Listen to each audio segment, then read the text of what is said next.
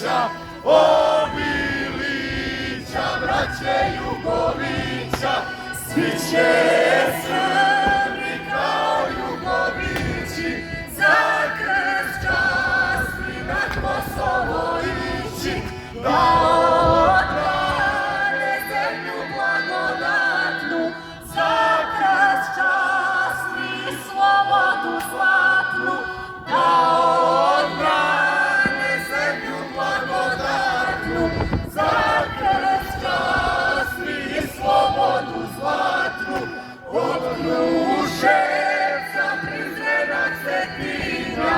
Dubrovnika, Knina, Nevesinja,